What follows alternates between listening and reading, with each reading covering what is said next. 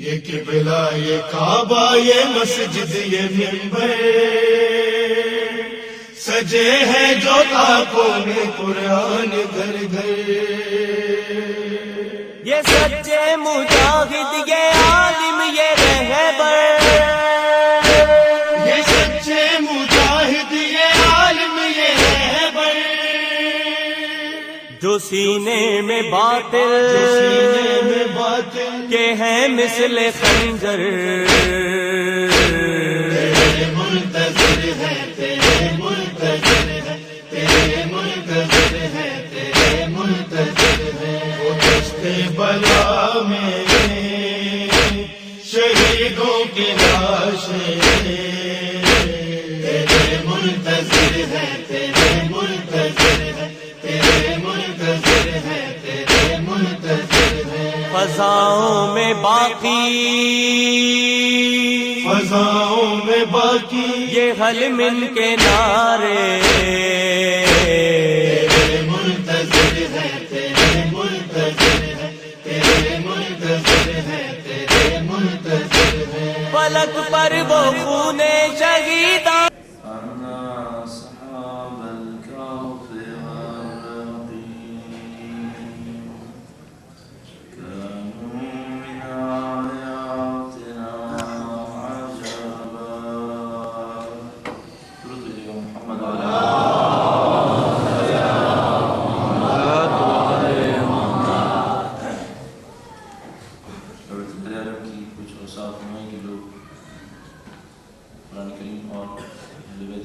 السلام کے ذریعے ہم تک پہنچی ہیں.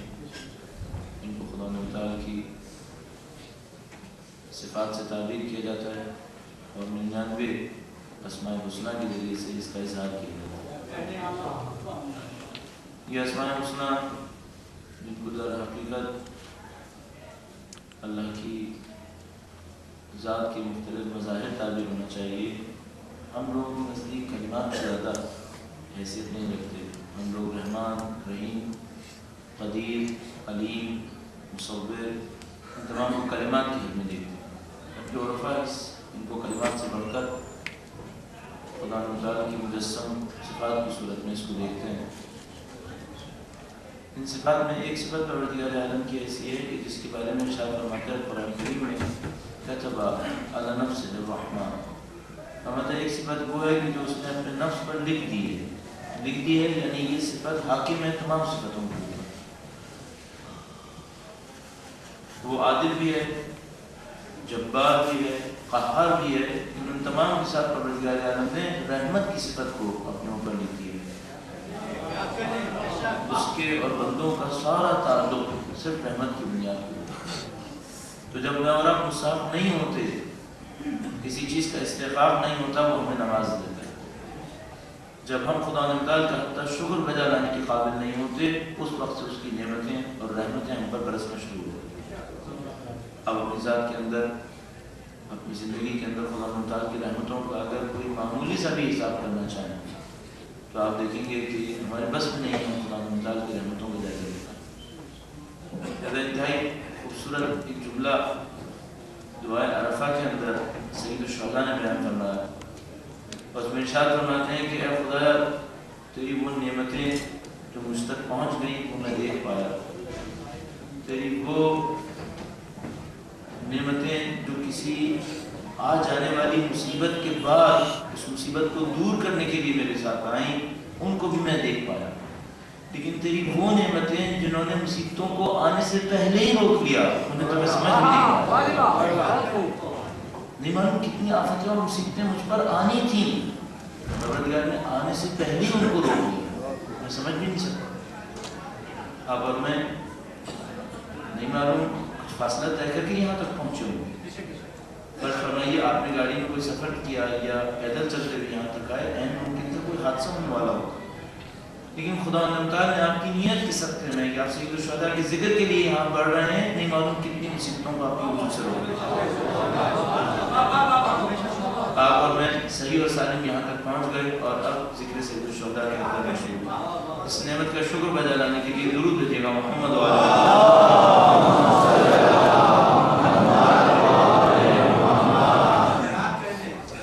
بار دیگر درود بھیجیے گا محمد والا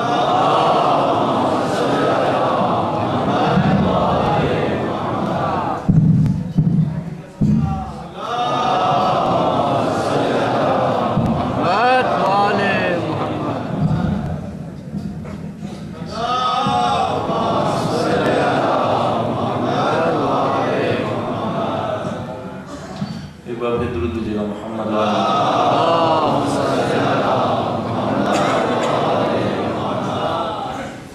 کتنی نعمتوں کو پروردگار عالم نے ہم پر اسی طرح سے نثار کیا کہ ہم سوچ بھی نہیں پائے اور اس نعمت سے مستفید ہوتے رہے. اور کبھی ایک دفعہ بھی ایسا ہو کہ وہ نعمت تھوڑی دیر کے لیے ہم سے چھن جائے تب ہمیں پتہ چلتا ہے کہ ہم کس نعمت کو حاصل کر پا رہے ہیں. ذرا اپنے سانس لینے کو دیکھیے. میں اور آپ ایک منٹ میں کئی دفعہ سانس لیتے ہیں. کبھی خدا نہ کرے ایسا ہو کہ چند سیکنڈ کے لیے سانس نہ لے پائیں.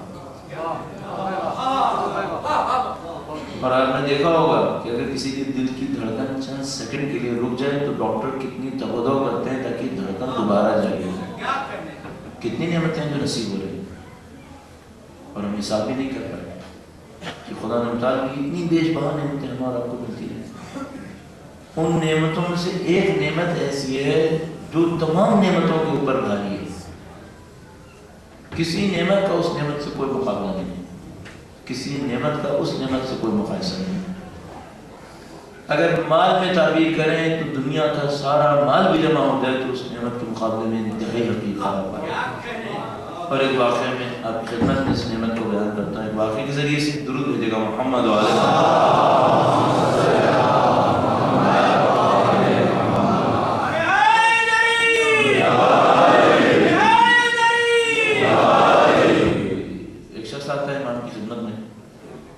کہتا ہے کہ مولا میں آپ کے چاہنے والا ہوں, میں آپ کا ماننے والا ہوں, فقیر ہوں, نادار ہوں, مجھے اپنے خزانوں میں سے کچھ عنایت فرمائیے. ہم نے پہلے بھی اس موضوع کے اوپر عرض کیا آپ کی خدمت میں کہ دنیا آیا اہل بیت سے ہم جیسوں کو جو اہل بیت اطہار علیہ السلام کے قرب کے دائرے میں مانگنا چاہیے یا نہیں مانگنا چاہیے. مانگیں گے تو ملے گی. مانگنا چاہیے یا نہیں مانگنا چاہیے ایک علیحدہ سوال ہے. بہرحال مانگنے والا آتا ہے آپ کی خدمت میں اور مانگنے والوں پر دو واقعہ آپ کی خدمت میں عرض کروں گا. ایک ابھی اور ایک تو آتا ہے کہتا ہے کہ مولا مجھے کچھ دیجیے. مولا فرماتے ہیں کہ ساتھی کہتا ہے کہ مولا میں نادار ہوں, میرے پاس کچھ نہیں ہے, مجھے کچھ دے دیجیے. مولا فرماتے ہیں تو آپ پاس کچھ نہیں ہے. کہتا ہے مولا میرے پاس کچھ نہیں ہے, میں نادار ہوں. مولا فرماتے ہیں کہ تم سچ سمجھ رہے ہو کہ تمہارے پاس کچھ نہیں ہے. کہتے ہیں مولا میں جانتا ہوں میرے گھر میں کچھ نہیں ہے. مولا فرماتے ہیں بتاؤ تم ہمارے ماننے والے ہو. کہتے ہیں مولا ہم آپ کے چاہنے والے. فرمایا کتنے میں بیچو گے. کتنے میں بیچو گے. اب میں اپنے زبان میں کہتا ہوں ہزاروں میں بیچو گے, لاکھوں میں بیچو گے, روپے میں بیچو گے, دینار میں بیچو گے, کس میں کتنے میں بیچو گے. کہا مولا آپ نے پوچھا عرض کر رہا ہوں کروڑوں بھی کوئی کہے, دنیا کی نعمت بھی دے, ذخیرے خالی کر دے, پھر بھی نہیں بیچوں گا. تم تو ابھی کہہ رہے تھے تمہارے پاس کچھ بھی نہیں ہے, اب اتنی بڑی دولت تمہارے پاس ہے. خزانوں میں نہ بک پائے جو دولت وہ تمہارے پاس ہے.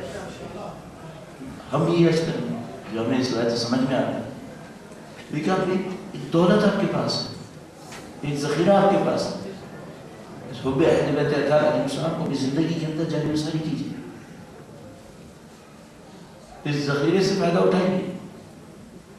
اور اگر آپ اس ذخیرے سے صحیح معنی میں فائدہ اٹھانے کی کوشش کریں اور آپ کو اپنے آپ سے بار بار سوال کرنا چاہیے حب اہل بیت اطہار علیہ السلام کا دل پر اثر کہاں ہونا تھا, کس جگہ, کون سی ایسی زندگی کا موڑ تھا جہاں پر مجھے حب اہل بیت اطہار علیہ السلام کا سہارا لینا تھا. بدقسمتی سے آپ کی خدمت میں عرض کروں گا ہم لوگوں نے شاید ایسی جگہوں پر سمجھا ہے کہ اس نعمت سے ہمیں فائدہ اٹھانا ہے جو اس کے مقابلے میں بہت ہی کم ہے. لہٰذا ہمارے پاس ایک اور واقعہ جو عرض کرنا چاہتا ہوں عرض کرتا ہوں. اسی طریقے سے ایک شخص امام کی خدمت میں حاضر ہوا.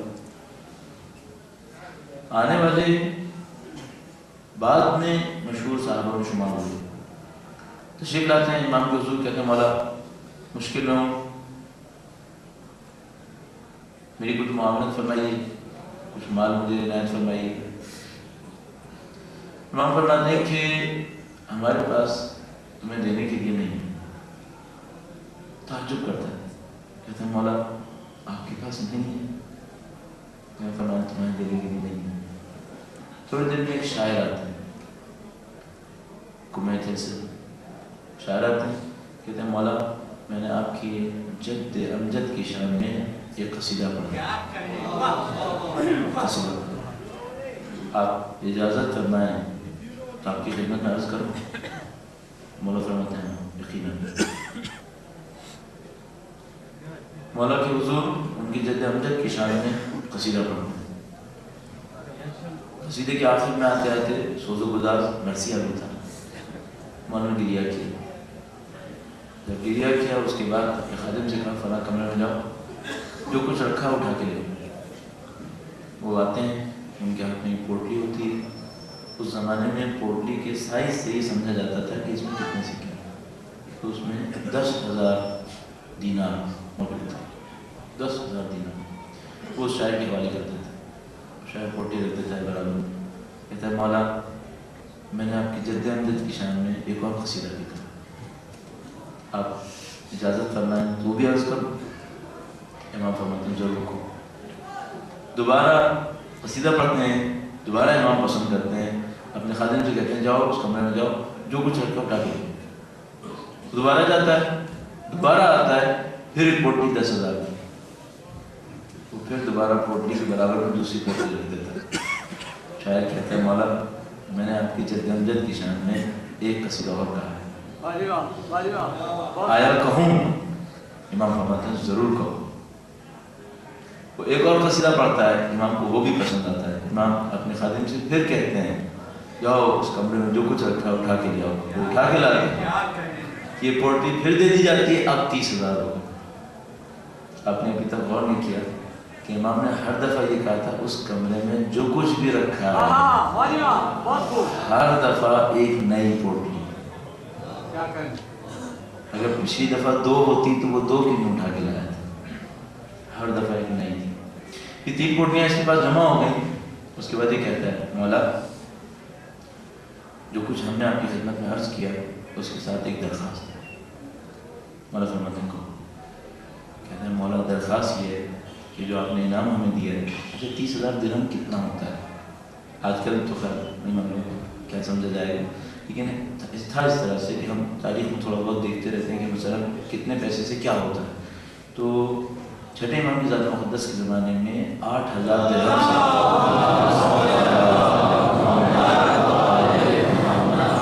8,000 درہم سے ایک گھر خریدا جا سکتا تھا۔ 8,000 درہم سے صحیح رہنے والا اچھا گھر خریدا جا سکتا تھا۔ کئی واقعات کے اندر تذکرہ ہوا ہے، 6 سے 8,000 درہم کافی ہوتے تھے۔ کسی بہت امیر آدمی کو گھر خریدنا ہوتا تھا 10,000 درہم دے دیتا تھا، 10,000 درہم دیتا تھا۔ اسے بھی واقعات کرنا شاید آج سارے واقعات یاد کرنا تو صاحب بہت رقم بنتی ہے 30,000 درہم، یعنی سمجھ لیجیے آپ کو گھر بھی مل گیا ہے اور زندگی گزارنے کا اتنا پیسہ مل گیا کہ آپ کیا موت تک کے لیے کافی ہے۔ تو وہ 30,000 درہم دیکھتا ہے رکھے ہوئے ہیں، اس کے بعد مولا کی خدمت میں کہتا ہے مولا آپ کی خدمت میں ایک عرض بھی ہے اس 3 قصیدوں کے ساتھ۔ مولا فرماتے ہیں کہو۔ کہتا ہے مولا عرض یہ ہے کہ آپ یہ پیسہ مجھ سے واپس لے لیں، اپنی خاص دعاؤں میں میرا نام شامل ہے۔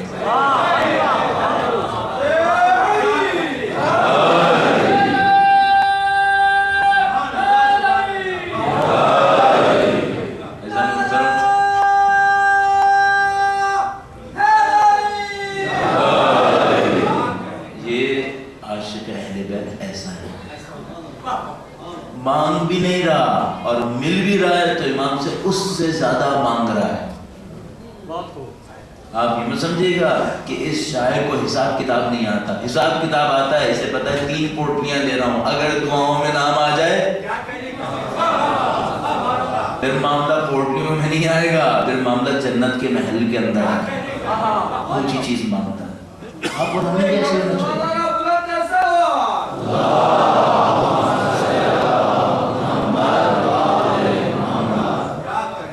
آپ دنیا میں سے کیا مانگیں گے؟ گھر مانگیں گے، بہن بہت اچھی جاب مانگ لیں گے، اس کے بعد ایک پروموشن مانگ لیں گے، اس کے بعد بحرین کی کمپنی کے برانچ سے نکل کر امریکہ اور یورپ کی کسی برانچ میں جانا مانگ لیں گے، اور اس کے بعد پتہ نہیں اسٹاک ایکسچینج میں شیئرز مانگ لیں گے. یہ سب مانگیں گے آپ؟ کب تک چلنا؟ کتنا کم ہونا ہے. کہا مولا 3 پوٹلیاں نہیں چاہیے، آپ کی دعا چاہیے، دعا چاہیے. دعا میں یہ معاملہ ختم ہو جائے گا. یہ ہیں اہل بیت اطہار علیہ السلام کے سچے چاہنے والے. انہوں نے اپنی زندگی میں حساب کتاب بھی کیا ہے، تو ایک طریقے سے حساب کتاب کیا. آپ اور ہم اس نعمت کے مقروض ہیں، نعمت امامت کے مقروض ہیں، نعمت ولایت کے مقروض ہیں. اپنے آپ سے ہمیشہ یہ سوال کرتے رہیے گا، اس نعمت کا شکر کیسے ادا کرنا. ہر نعمت کا ایک شکر ہے. ان شکرتم لازیدنکم ولئن کفرتم ان عذابی لشدید. اگر تم نے نعمت کا شکران نعمت کیا نعمت کے مقابلے میں تو ہم نعمت کو بڑھا دیں گے. اگر کفران نعمت کیا تو پھر جان لو ہمارا عذاب شدید ہے. اب میں عرض کروں آپ کی خدمت میں، غیبت وہ عذاب ہے جو امامت کی نعمت پر کفران نعمت کے نتیجے میں آیا. غیبت وہ عذاب ہے جو اس نعمت امامت کے مقابلے میں کفران نعمت ہونے کے بعد آیا. اگر واقعاً سب لوگ ہوتے اور نعمت امامت کی قدر ہو رہی ہوتی تو کیا خدا تعالیٰ نے اس طریقے سے غیبت کا دور ہم پر بھیجنا تھا؟ اب اپنے آپ سے سوال کیجیے گا، نعمت امامت کا شکر کیسے ملے گا؟ یہ اتنی بڑی نعمت ہے کہ خدا تعالیٰ بارش کے قطروں کے لیے کہتا ہے کہ اگر تم شکر بجا لاؤ گے تو ہم بڑھا دیں گے. اور زیادہ روایات میں موجود ہے کہ اگر کسی قوم کو عذاب میں مبتلا کرنا ہو تو اس کا ایک طریقہ یہ ہے کہ ان سے بارش روک لی جاتی ہے، ان کو قحط میں مبتلا کر دیا جاتا ہے. اگر خدا تعالیٰ کا قانون یہ ہے کہ وہ کفران نعمت کے اوپر عذاب کرتا ہے، نعمت ولایت، نعمت امامت، اس کے بارے میں کیا خیال ہے؟ اگر ایسا ہے پھر اپنے آپ سے پوچھتے رہیے گا، میں نے نعمت امامت کے مقابلے میں شکران نعمت کیسے انجام دی؟ یہ اپنے آپ سے پوچھنے کا سبب ہے. کل ہم نے آپ کی خدمت میں ایک جملہ عرض کیا تھا اور اس میں قرآن کریم کے لیے عرض کیا تھا کہ آپ 25 آیات روزانہ پڑھیے. اچھا اگر کوئی ہم سے پوچھے تم سمجھتے ہو سب نے پڑھی ہوں گی تو میں کہتا ہوں نہیں، لیکن میرے خیال میں شاید 20% میں پڑھی ہوگی. ہم یوں سوچتے ہیں حسن ظن رکھتے ہوئے. ٹھیک ہے، اب آپ سے درخواست یہ ہے کہ آپ اپنے عمل سے یہ ثابت کر دیں کہ ہمیں اس سے زیادہ حسن ظن رکھنا چاہیے.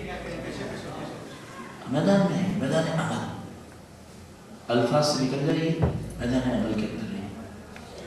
میدان عمل یہ ہے کہ آپ صرف سننے پہ اکتفا مت کریں. آپ نے اگر واقعاً اپنی زندگی کے اندر کچھ حاصل کرنا، دیکھیے یہ 10 دن ماہ محرم ہے. فرض فرمائیے کتنے لوگوں نے محنتیں کی ہیں کہ یہ مجالس منعقد ہو. آپ خود زحمتیں اٹھاتے ہیں. سید الشہداء کے اس نام کے اوپر جو آپ کے نظر میں محترم ہے، اس نام کے احترام میں آپ یہاں پر جمع ہو، اپنے ان 10 دنوں کو اہل بیت کے قرب کے دن میں تبدیل کر دیں.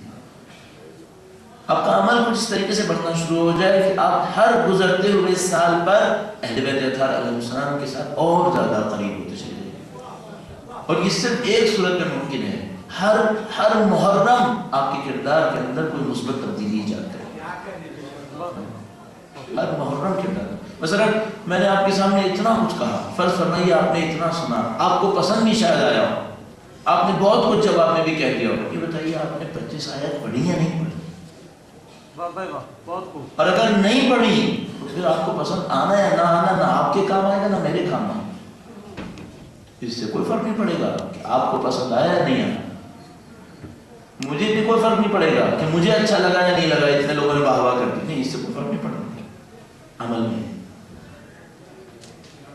حب اہل بیت عمل کے اندر ظاہر ہونا چاہیے. اہل بیت کو قرآن سے عشق تھا، آپ کو قرآن کا عاشق ہونا چاہیے. ان کو نماز سے عشق تھا، آپ کو نماز کا عاشق ہونا چاہیے. اور اگر یہ حاصل نہیں ہو رہا تو پھر یہ عشق کس قسم کا عشق ہے؟ اپنے کردار کو، میرے اور آپ کے کردار کو ایسا ہونا چاہیے. اب چند لمحات اور اس نعمت عظماء امامت کے بارے میں گفتگو پر درود بھیجے گا محمد و آل محمد. تصور فرمائیے خدا نے تعالیٰ کس کو امام بنا کر بھیجا؟ یعنی اگر وجود مقدس امام کے بارے میں غور فرمائیں تو آپ دیکھیں گے کہ خدا تعالیٰ کی صفات کا کامل مظہر بنا کر خدا تعالیٰ نے امام کو رسانا. امام کا وجود خدا تعالیٰ کی صفات کا کامل مظہر بن کر زمین کے اوپر حاصل ہوا. اگر خدا تعالیٰ علم اور علیم کا لقب خدا تعالیٰ کے لیے صفت خدا تعالیٰ کے لیے، تو ایسے کو اس نے بھیجا کہ جو 70 نسلوں تک دیکھتا ہے کہ صاحب ایمان آئے گا یا نہیں آئے گا. اگر خدا علیم تو اس نے عالم کو بھیجنا ہے، اور عالم بھی ایسا عالم کہ وہ شمشیر زنی کے دوران 70 نسلوں کو دیکھنے والا، آسمان کے راستوں کو جاننے والا. علم کا موضوع ہو تو پھر اس قسم کی بات. اور جب آپ علم کا تذکرہ کریں اور علم عامل المومنین کا تذکرہ کریں تو آپ کے سامنے نہج البلاغہ موجود ہے. اب ایک ستم دیکھیے، ایک طرف سے تو ہمارے اور آپ کے سامنے یہ علم موجود ہے کہ جس کے سامنے سب نے سر جھکا دیا. خوبصورت کام تک چند سال پہلے حاصل ہوا، تقریباً جہاں تک میرے ذہن میں آتا ہے سن 2000 میں یونائٹڈ نیشن کی ہیومن ڈیولپمنٹ کی رپورٹ شائع ہوئی عرب کنٹریز کے بارے میں. اس رپورٹ کے اندر میں نے خود اقوام متحدہ کی ویب سائٹ پہ جا کر اس رپورٹ کو دیکھا، ڈاؤن لوڈ کیا، اس کے اندر تصدیق کی کہ ہے یا نہیں ہے. اس رپورٹ کے اندر ایک جگہ پر بلاگ بنا کر نہج البلاغہ کے کچھ کوٹیشنز لکھے. اقوام متحدہ کی ویب سائٹ پر عرب ہیومن ڈیولپمنٹ رپورٹ میں علیحدہ سے بلاگ بنا کر کوٹیشن دیے گئے تھے نہج البلاغہ کے، اور نیچے ایک جملہ لکھا تھا جو عربوں کے اوپر پانی پھیرنے کے لیے تھا. مجھے نہیں معلوم یہ رپورٹ کرسچنز نے بنائی، جوز نے بنائی، مسلمز نے بنائی، شیعہ نے بنائی، سنی نے بنائی، یہ کچھ نہیں معلوم. لیکن وہ جملہ بہت عجیب تھا. لکھا تھا کہ عرب اپنے اس لیڈر کی سن لیتے جو 1400 سال پہلے ان سے یہ سب کچھ کہہ کر گیا تھا، تو آج اس عالم میں نہ ہوگا.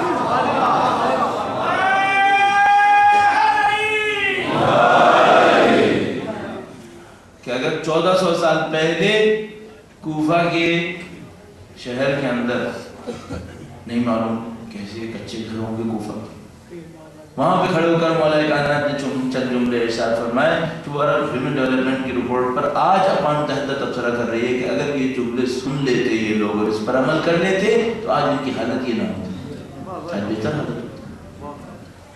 اچھا، پوری دنیا اعتراف کر رہی ہے کہ شہر علم اور علم کا دروازہ، سب اس حقیقت کو اب سمجھنے کی طرف جا رہے ہیں، صرف ایک مشکل کے ساتھ.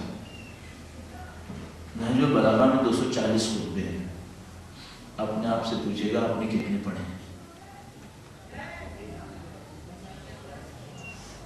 دیکھیے عزیز محترم، میرا کام صرف یہ نہیں ہے کہ میں آپ سے یہ کہوں کہ فضیلت کیا ہے. وہ فضیلتوں کا سمندر اتنا ہے کہ میں اور آپ قطرہ بھی ہاتھ نہ لگا پائیں. لیکن جو میں آپ سے کہنا چاہوں گا وہ یہ کہ اس فضیلتوں میں سے کچھ آپ بھی تو دیکھنے کی کوشش کیجیے.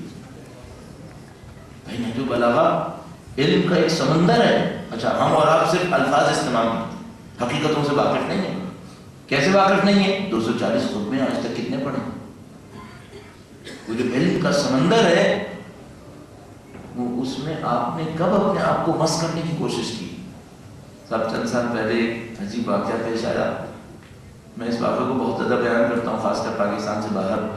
تب نیو یارک میں ہمارے ایک بہت محترم عالم ہیں مولانا انور علی صاحب، کافی عرصے سے وہاں تشریف فرما ہے، اہل بیت اطہار علیہم السلام کی خدمت کرا. ان کے پاس ایک جوان آیا، امریکی، کوئی خالص امریکی جو مسلمان ہوا تھا، اہل بیت اطہار علیہم السلام کی مقتل میں گرویدہ ہوا، شیعہ ہوا. مولانا صاحب کے پاس آیا. مولانا صاحب سے اپنے پرٹیکولر ایکسینٹ میں اس نے کہا کہ آپ نے وہ روایت سنی ہے انا مدینۃ العلم علی بابا؟ جب مولانا صاحب نے ہنستے ہوئے کہا کہ بیٹا بچپن سے سنی ہے، اور ایک دفعہ نہیں سنی، لاکھوں دفعہ سنی ہے، اور اتنی دفعہ شاید پڑھی گی. اس نے ایک جملہ کہا، اس نے انگلش میں کہا، دہرانے کی ضرورت نہیں، میں اردو میں بتا دیتا ہوں. اس نے کہا مولانا صاحب یہ میں آپ کی زبان سے نکلوانا چاہ رہا تھا، یہ بتائیے 1400 سال سے آپ یہ جملہ دہرا رہے ہیں، اب اس دروازے کو کھٹکھٹائیں گے کب؟ وَأَنَا مَدِينَةُ الْعِلْمِ وَعَلِيٌّ بَابُهَا. کہ بھائی یہ باب کس کے لیے بنا تھا؟ آپ کب کھٹکھٹائیں گے؟ کون سا وہ علم؟ کب آپ بھی تو کھٹکھٹائیے، اس علم کو لینے کی بھی تو کوشش کیجیے. یہ تو کیا نہیں، اور انا مدینۃ العلم دہراتے رہے. ایک قدم آگے بڑھو ایزان محترم. نہج البلاغہ میں 240 خطبے ہیں. یہ محرم کے 10 دن ہیں، 4-5 دن گزر رہے ہیں، 4-5 دن باقی ہیں. کچھ تو خطبے آپ بھی پڑھ لیں. اب میں آپ کے سامنے اگر مثلا نہج البلاغہ کے خطبے سناؤں گی تو فرمائیے کتنے سنا لوں گا؟ بھائی 1-2 جملوں کے اوپر میں آپ کے سامنے گفتگو کر دوں گا، ایک مجلس ایک جملے میں ختم ہو جائے گی. کوئی سے زیادہ اور میں کیا کر پاؤں گا؟ اس کے بعد کیا ہوگا؟ 365 دن ہے آپ کے پاس، اور 355 دن آپ پھر نہیں معلوم کیا کریں گے. اچھا وہ 10 دن بھی نہیں معلوم آپ اتنا موقع دیں گے بھی یا نہیں دیں گے کہ میں وہ جملے ہی دہرا پاؤں یا نہیں پاؤں. وہ بھی کم سخت نہیں ہوتے. آپ کہیں تو میں کل ایک جملہ آپ کے سامنے عرض کر دوں. کل میں آپ کے سامنے ایک کوئی خطبہ بتاتا ہوں کہ دیکھیے مولانا نے کیا ارشاد فرمایا جو آپ نہیں جانتے. کیوں؟ آپ نے پڑھا نہیں ہے. اور یہ ستم ہے کہ علی کا ماننے والا ہے، جب سے پیدا ہوا ہے مولا کا نام لے رہا اور بحق نام لے رہا ہے. اس سے زیادہ بھی نام لے تو کم پڑے گا. وہ جانتا نہیں ہے کہ مولا نے کہا کیا ہے. بھائی یہ نعمت امامت کا شکرانے نعمت ہے یا کفرانے نعمت ہے؟ ہمیں تو لگ رہا ہے کہ یہ کفرانے نعمت ہے. چلے جائے تبھی احساس ہوتا ہے غیبت کیوں ہے؟ غیبت اس خاطر. اگر ہم اب دیکھیے آپ اس چھت کے نیچے ماشاءاللہ اتنے صاحبان ایمان تشریف فرما ہیں، بخدا سے اتنا کر لیجئے جو 2 دن میں آپ سے کہا گیا. 25 آیت روزانہ پڑھنا شروع کر دیجئے. ایک صفحہ نہج البلاغہ کا ہر روز پڑھ لیجئے. کتنی دیر لگ جائے گی؟ 20-20 منٹ لگ جائیں گے. ہر رات سونے سے پہلے اپنا دستور بنا لیجئے کہ بھئی 20-25 آیت قرآن کریم کی پڑھیں گے، ایک صفحہ نہج البلاغہ کی پڑھیں گے. نہج البلاغہ میں کتنے صفحے ہیں؟ اردو جو ترجمہ ہوا ہے اس میں ساری تشریح ترجمہ سب کچھ ملا ملو کے 750-800 صفحے، سب کچھ ملا ملو کے. اچھا آپ روزانہ ایک صفحہ پڑھنا شروع کر دیجئے. 2-2.5 سال میں تو ختم ہو جائے گا. ابھی تو آپ کی عمر ممکن ہے میری طرح 40-41 سال ہو گئی، ختم ہی نہ ہو، کبھی دیکھا ہی نہیں. یہ مشکل ہو گئی ہے ہمارے ساتھ. ابھی یہ تو ایک نہج البلاغہ کی بات ہو رہی ہے. صحیفہ سجادیہ کا کیا ہوگا؟ اب ہم جب صحیفہ سجادیہ پڑھتے ہیں تو کب پڑھتے ہیں؟ بہت معذرت کے ساتھ جب کسی مصیبت میں پڑ جاتے ہیں، اس مصیبت کو دور کرنے کے لیے. اور وہ بھی ایک اور بات آپ کی خدمت میں عرض کروں، اس میں ذرا باریکی سے سماعت فرمائیے گا کہ ہم دعا پڑھتے ہیں، مانگتے نہیں ہیں، جبکہ دعا مانگنے کی ہوتی ہے. غور فرمائیے، دعا مانگنے کی ہوتی ہے یا دعا پڑھنے کی ہوتی ہے؟ مثلا فرض فرمائیے اس طرح سے ہوا کہ میرا کسی سے کام پھنس گیا، دنیا کے اعتبار سے میرا کسی سے کام پھنس گیا، اور میں جناب علی اس کی میز پر گیا اور میں نے کیا کیا کہ فرینچ میں ایک لیٹر نکالا. اب فرینچ تو مجھے آتی نہیں. فرینچ میں ایک لیٹر نکالا. اس نے کہا کہ بھائی کیوں آئے ہو؟ ہم نے کہا ٹھہریے ذرا رکیے گا. میں نے ایک لیٹر نکالا اور فرینچ میں پڑھنا شروع کر دیا. اسے کہے گا آگے کیا ہوگا؟ تم نے جو مانگا وہ تمہیں پتہ چلا تم نے کیا مانگا؟ آپ کہیں گے نہیں. پھر وہ کہہ گا تم نے مانگا ہے یا نہیں مانگا؟ کیا مانگا ہے؟ آپ نے صحیفہ کاملہ کی ایک دعا پڑھی، ترجمہ سمجھ میں آیا؟ پتہ چلا کہ کیا پڑھا؟ نہیں پڑھا تو آپ نے مانگا کیا ہے؟ آپ کو کیا پتہ چلا کہ آپ نے کیا مانگا؟ آپ کو کچھ پتہ ہی نہیں چلا کہ امام نے اس چیز کو مانگنے کے لیے جو طریقہ بتایا تھا وہ طریقہ کیا تھا؟ مجھے پتہ ہی نہیں چلا. اب کرنے کا کام یہ تھا کہ اس کو آپ نے ڈھنگ سے دیکھ کے پڑھنا تھا، سمجھنا تھا، پھر خدا کے حضور مانگنا تھا. اور انہوں نے سارے مراحل تو طے نہیں کیے. اور ویسے بھی صحیفہ سجادہ سے ویسے بھی ہماری کوئی بہت زیادہ یعنی ہمارا کوئی زیادہ انٹریکشن ہو نہیں پاتا ہے، بہت کم ہے. ایسا محترم یہ سب جملات میں نے آپ کی خدمت میں عرض کیے اس کام کی خاطر کہ نعمت امامت کا اعتراف کرتے ہوئے اس کی شکرانے نعمت کی طرف جائیے. خدا تعالیٰ مجھے اور آپ کو اس کی توفیق عنایت فرمائے. درود بھیجیے گا محمد و آل محمد.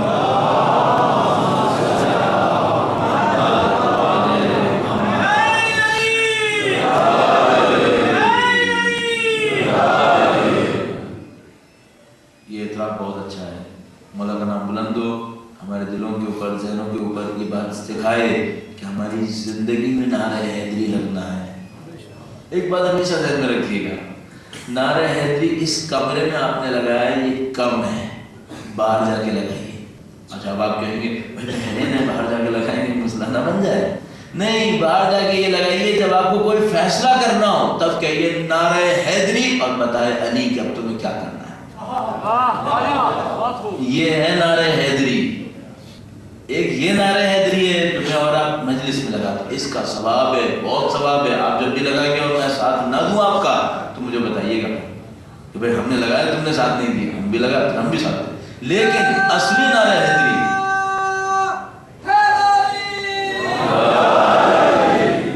نعرہ حیدری باہر زندگی میں لگائیے.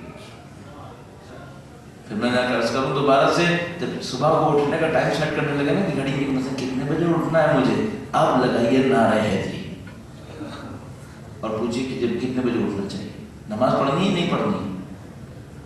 نعرہ حیدری کیا کہہ رہا ہے؟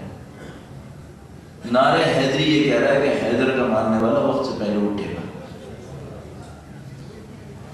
آپ کوفہ میں ہوتے, اب چلے نعرہ حیدری پہ بات ہوئی گئی, آپ کوفہ میں ہوتے مولا صبح کتنے بجے اٹھتے؟ آپ کہتے مولا تو شاید سوتے ہی نہیں, عبادتیں کرتے رہتے. پھر آپ کیا کرتے؟ خدا نہ کرے اگر ایسا ہوتا کہ مولا کوفہ میں تھے, صبح کی نماز انہوں نے پڑھانی تھی, آپ مسجد میں نہ پہنچے ہوتے, تو پھر کیا کہتے مولا کے سامنے؟ اور پھر صبح کو آپ 9 بجے 10 بجے کہیں بازار میں ادھر ادھر گزرتے ہوئے مولا کو دیکھتے تو مولا آپ سے کیا کہتے؟ پھر آپ کہتے ہیں نعرہ حیدری, تو مولا کہتے ہیں ادھر آؤ, یہ بتاؤ صبح کہاں تھے؟ ابھی تو نعرہ حیدری لگا رہے ہو, ماشاءاللہ بہت اچھا کام کر رہے ہو, لیکن یہ بتاؤ صبح کہاں تھے؟ میں 10 بستہ آپ کی خدمت نہ کروں, بہت معذرت چاہتا, لیکن میں اس لیے عرض کر رہا ہوں, اس میں بول رہا ہوں حب اہل بیت میں میدان عمل میں یہ حق ہے, آپ کا حق ہے کہ آپ کو کوئی یہ کہے. آپ کی نسلوں نے حب اہل بیت دکھایا نا, آپ کی نسلوں نے قربانیاں دی, آپ نے قربانیاں اٹھائیں گے حب اہل بیت کی خاطر. ان حب اہل اتنی قربانیاں اٹھانے کے بعد اب میدان عمل میں نظر نہ آئے, یہ ناانصافی ہے. یہ ان خونوں کا اچھا جواب نہیں ہے جو اس وقت کی خاطر بھاگ. تو اس کا جواب دیجیے, صحیح جواب دیجیے. اچھا اب ایک جملے میں ایک بات کو دیکھتے ہیں جو ہم نے کل بھی شروع کی تھی, غیبت اور عزادار کے کردار پر آپ سمجھ رہے ہیں نا, کہ بات ساتھ ساتھ ہم لے کر چلنے کی کوشش کر رہے ہیں. غیبت کیوں ہے؟ حق امامت ادا نہیں ہوا اس لیے غیبت ہے. عزادار کا کردار کیا ہے؟ حق امامت ادا کر دے, یہ عزادار کا کردار ہے. عزادار کیا کرے؟ حق امامت ادا کرے.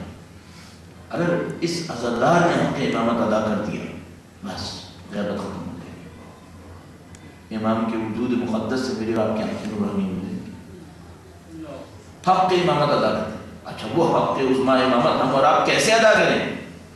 جو ہماری توان میں نہیں ہے وہ تو ہم ادا کر ہی نہیں سکتے, ورنہ یہ حق تو بہت عظیم الشان ہے.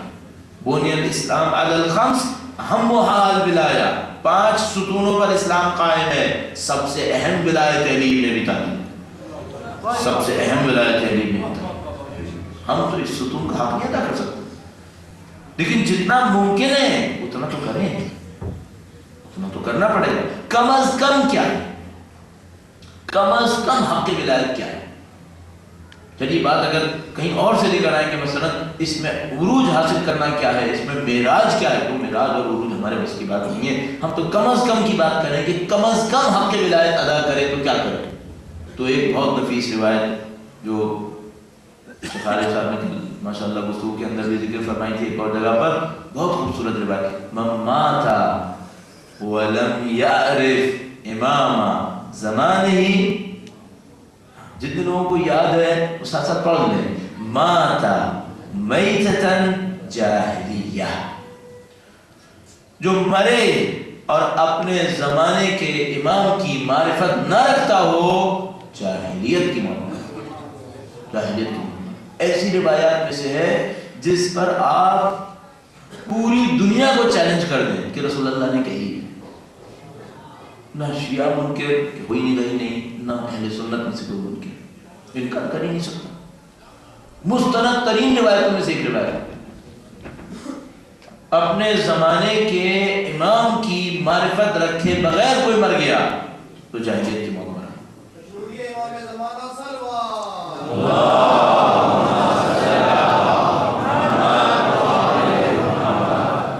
صاحب بعض اوقات ہم بچوں کو جب کوئی بات کہہ رہے ہوتے ہیں، معاف کیجیے گا میں ذرا ایک عرفی مثال دینا چاہ رہا ہوں آپ کی خدمت میں، بعض اوقات ہم بچوں کو کوئی بات کہتے ہیں بیٹا دیکھو یہ کام کر لینا ورنہ میں ماروں گا، مثلا چھوٹا سا آپ نے کوئی بات کہہ دی. ایک دفعہ کیا ہوتا ہے آپ دھمکی کوئی بڑی پائے ہی دیتے کہتے بیٹا یہ کر لینا ورنہ اچھا نہیں ہوگا. صحیح، دھمکی آپ نے ذرا سی بڑھا دی. تو ایک دفعہ کیا ہوتا ہے آپ کہتے ہیں بیٹا یہ کر لینا ورنہ جھیل نہیں پاؤ گے. دھمکی آپ نے بہت ہی زیادہ دی، اب جھیل نہیں پاؤ گے. لگتا ہے اس روایت نے دھمکی کو ایسی جگہ پہنچا دیا کہ آپ تم جھیل نہیں پاؤ گے. وہ کیا؟ اگر زمانے کے امام کی معرفت ملے بغیر مر گئے تم مرے یا ابو جہل مرا بات ایک ہے. تم مرے ابو سفیان مرا بات ایک ہے. جاہلیت کی موت مر گئی، ابو جہل جاہلیت کی موت مرا تھا بھائی. اس روایت نے دھمکی کو عروج پر پہنچا دیا کہ بھائی نہیں. اچھا مثلا اس میں یہ لکھا ہوتا نا اگر کوئی زمانے کی امام کی معرفت کے بغیر مرا تو جنت میں نہیں جائے گا، تو کوئی کہتے چلو چوکھٹ پہ ہی بیٹھ جائیں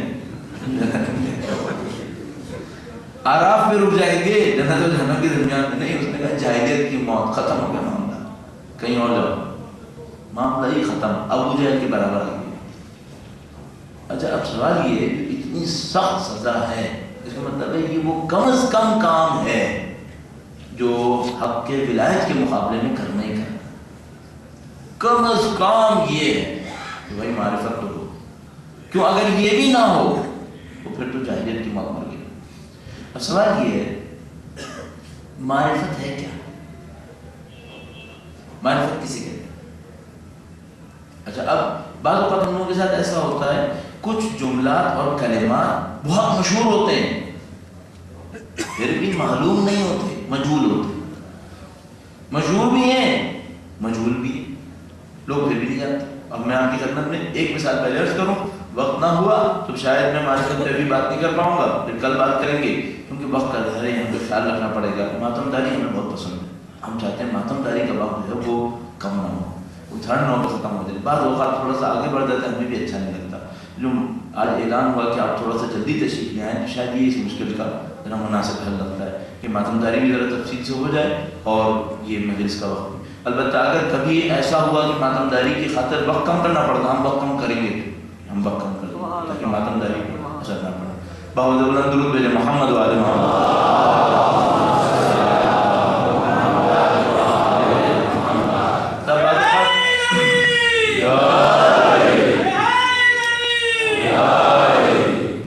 سب بات ایسا ہے کہ جملہ معلوم مشہور ہے، معلوم نہیں ہے. مشہور ہے، بہت مشہور ہے، پتہ نہیں ہے اس کا مطلب کیا ہے. صحیح ہے، اشارہ کرنا اس کا. جیسے ہم لوگ السلام علیکم، بھائی تم نے السلام علیکم کہا، اس کا مطلب پتہ چلا کیا کہا؟ کبھی آج تک سلام کہتے ہوئے ارادہ کیا؟ کہاں کیا؟ لیکن میں اور آپ السلام علیکم، السلام علیکم، ایسا کچھ پتہ بھی نہیں کہ عید کیا ہے کیا. البتہ السلام علیکم یا السلام علیکم چلیے یہ معلوم ہے، ارادہ نہیں کیا. بس یہ وہ جملہ ہے جو مشہور بھی ہے، معلوم بھی ہے، لیکن ارادہ نہیں کیا. کل سے ارادہ کرنا شروع کر دیجیے. بہت زیادہ مشکل کام نہیں ہے لیکن آپ کریں گے نہیں. شیطان بھلا دیتا ہے چیزوں میں، شیطان بہت ماہر ہے. اس مسئلے پہ بھی گفتگو ہو جائے گی، اس سے بچنے کے لیے کیا کرنا چاہیے. بہرحال ابھی یہ جملہ معروف ہے لیکن مجہول ہے، وہ ہمارے خیال میں قربتاً الی اللہ. قربتاً الی اللہ بہت مشہور ہے. بھائی جو کام کرنا ہے قربتاً الی اللہ، صحیح، قربتاً الی اللہ کرنا ہے. اپنے آپ سے پوچھا ہے اس طرح قربتاً الی اللہ کا مطلب کیا ہے؟ قربتاً الی اللہ مطلب کیا ہوا؟ دیکھیے آپ کے یہ مطلب ہے، ہم تو سمجھتے ہیں اس کو تھوڑی بہت عربی آتی ہے. قربتاً الی اللہ کا مطلب تو بہت واضح ہے، اللہ سے نزدیک ہونے کے لیے. صحیح، یہ مجلس میں نے پڑھی قربتاً الی اللہ، پہلے بھی ممبر میں تھا، اب بھی ممبر پہ قریب کام ہو. آپ کہیں گے کہ کیا ہے مکان بات ہے، کیا قریب ہونے کا مطلب جسمانی فاصلے کا قریب ہونا ہے؟ اگر کوئی جسم نہیں ہے جسم تو پھر کس چیز میں قریب ہوئے؟ آپ کہیں گے روح میں قریب ہوئے، یہ کوئی جسمانی تھوڑی ہے، یہ تو روحانی معاملہ ہے، مانوی معاملہ ہے. آپ کو احساس ہوا کہ آپ قریب ہوئے؟ بھائی کچھ تو سمجھ میں آئے. مثلا میں آپ کی جیب میں فرض فرمائیے 1 پاؤ سونا بھی ڈال دوں تو آپ کو جیب بھاری بھاری سی لگے گی. کچھ تو پتہ چلتا ہے نا کہ بھائی کچھ ہو گیا، کچھ بڑھ گیا، اضافہ ہو گیا. آپ نے قرب حاصل کیا، قربتاً الی اللہ، کچھ سمجھ بھی نہیں آیا کہ قرب ہوا یا نہیں ہوا. یہ کیسا قرب ہوا؟ جب نہیں تھا تب بھی پتہ نہیں تھا، اور اب آ گیا تب بھی پتہ نہیں. یہ کیسی چیز ہے جس کا کوئی پتہ ہی نہیں چلتا؟ آپ نے سوچا تو قربتاً الی اللہ ہے کیا؟ ہے کس چیز میں قرب؟ اور وہ بھی اللہ سے قرب. اچھا ایک اور مسئلہ بھی، وہ دور کب تھا کہ اب قریب ہوں؟ خود کہتا ہے نحن اقرب الیہ من حبل الورید، ہم تو اس کی شہرت سے زیادہ نزدیک ہیں. تو بھائی جب وہ دور ہو تو ہم قریب ہوں گے نا، دور ہی نہیں تو پھر قربتاً الی اللہ کیوں کہتے رہے آج تک؟ آپ نے دیکھا یہ جملہ مشہور ہے، معلوم نہیں ہے کیا. اچھا ہم سمجھ رہے تھے کہ ہم معرفت کے اوپر بات کریں گے، اس کا وقت نہیں ہوگا، قربت پہ بات کر لیں گے، پھر معرفت کریں گے. اب دیکھیں قربت پہ بھی بات کریں گے. صحیح. اب اس کا فائدہ یہ رہے گا کہ آپ اس پر تھوڑا سا غور کریں، تھوڑا سا غور کریں. بس آج تک جو باتیں ہوئیں ان میں عمل کی 2 باتیں کہی گئی ہیں بنیادی. 25 آیتیں روزانہ پڑھ لیجیے، 1 صفحہ نہج البلاغہ. اور ایک بات آج کے دن فکر کرنے کے لیے کہی گئی ہے، وہ کیا ہے؟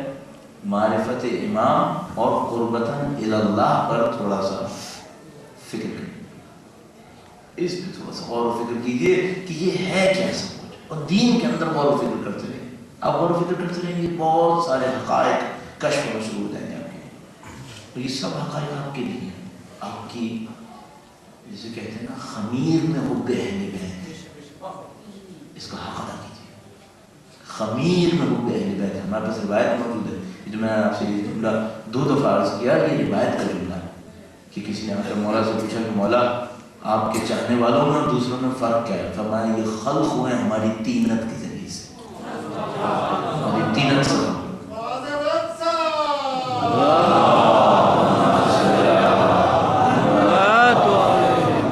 فرمایا ہماری تینت پہ خلق ہیں، ان میں حب اہل بیت.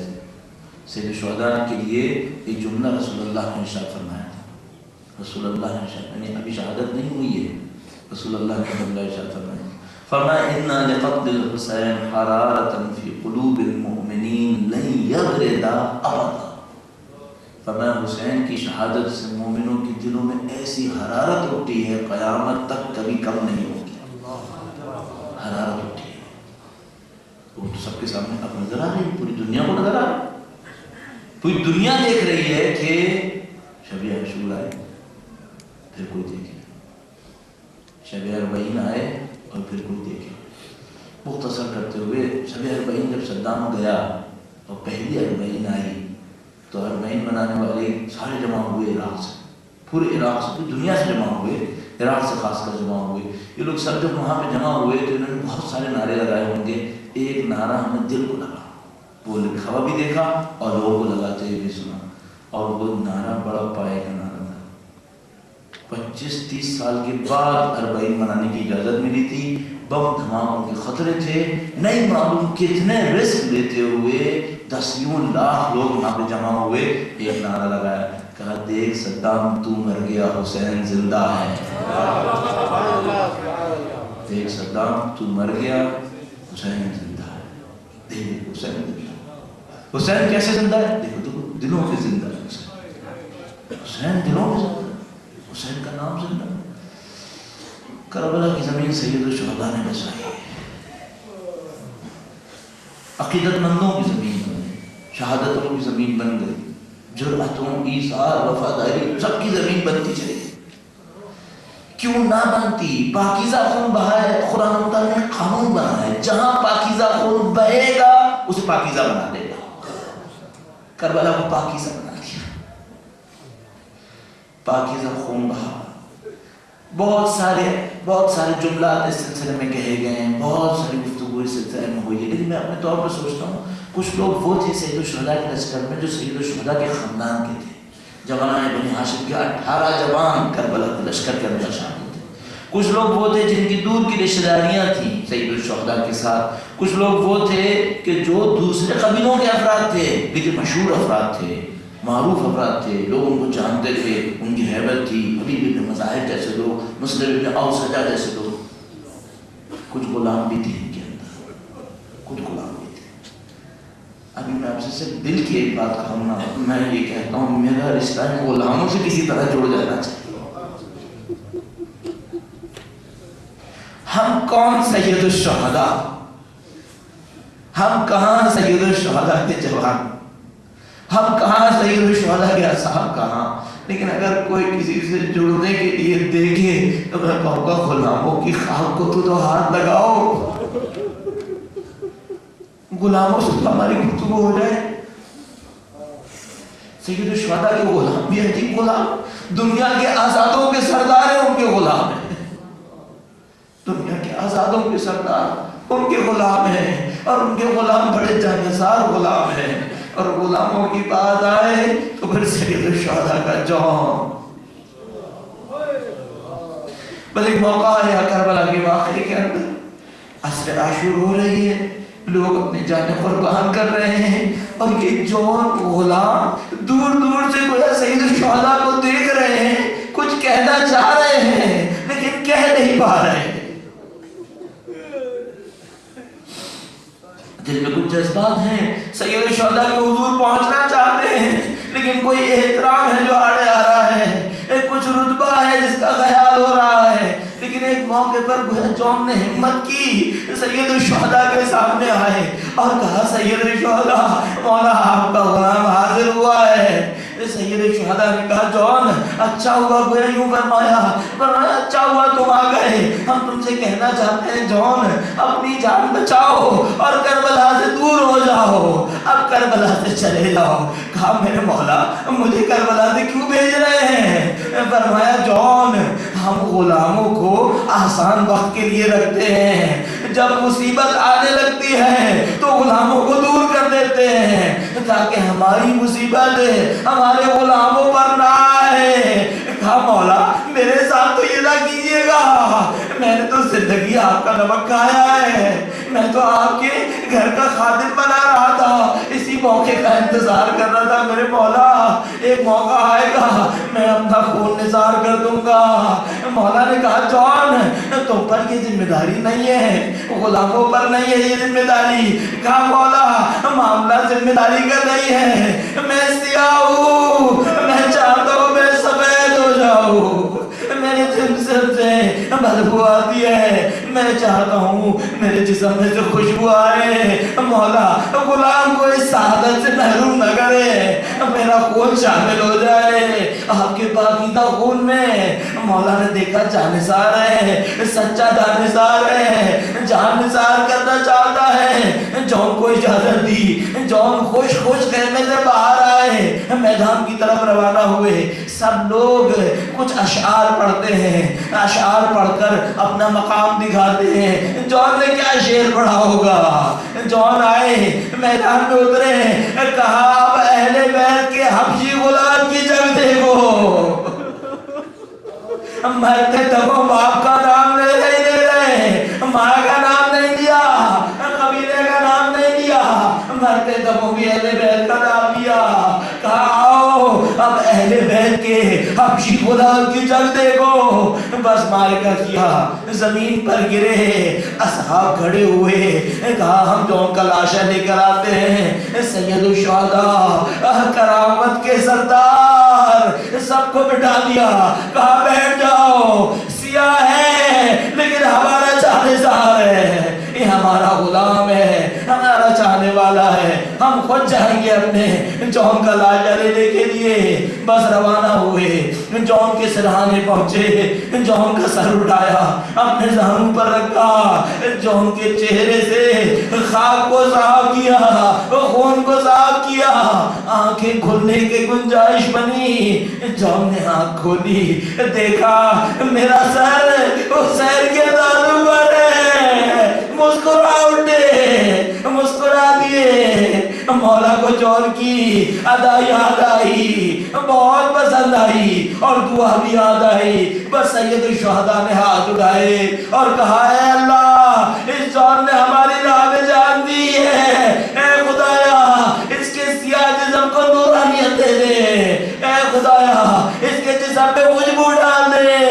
بس ایک موقع آیا، عاشور کے بعد بنی اسد لاشیں جمع کرنے لگے، لاشیں جمع کرتے کرتے خاک و خون میں لپٹے ہوئے ایک لاش پر آئے، مشک و عنبر کی خوشبو آ رہی تھی۔ امام سجاد سے کہا مولا یہ کس کا لاشا ہے، ایسی خوشبو آ رہی ہے؟ کہا یہ ہمارے چور کا لاشا۔ ماتم حسین